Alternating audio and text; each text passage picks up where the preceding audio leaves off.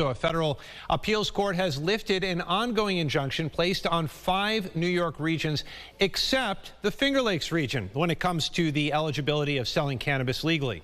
Natalie Kutchko continues our coverage now on this story with reaction from business owners and perspective from the legal side of all this on what happens from here. Natalie.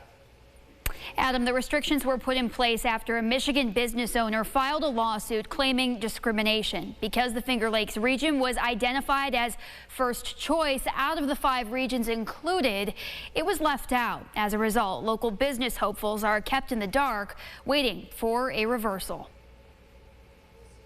Over the last 6 months or so, we've been following the journey of Brittany and Jason Tintalo, co-owners of Flower City Hydroponics in Fairport. The couple's application for a card or conditional adult use retail dispensary license was processed by the state shortly after that. Since then, an injunction was placed on 5 regions in the state, including the Finger Lakes. And as of late Tuesday, for our area, it still stands. I personally feel like, man, I cannot believe this is happening to us.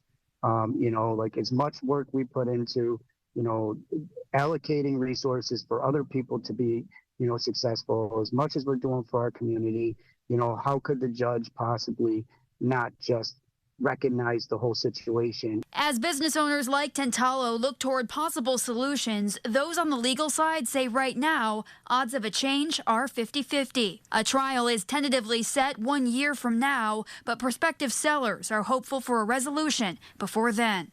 We're talking about going out another year.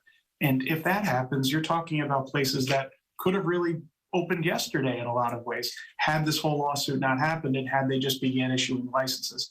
So what I think you're going to see is some compromise be reached prior to trial, but if it's not, unfortunately, it appears the Finger Lakes region will be left out in the cold. As it stands, Tintalo says he has no choice but to move forward. It's a double-edged sword. Gives us a little more opportunity to plan and build, but it's been a long road. I mean, it's daunting and it's draining and it gets exhausting.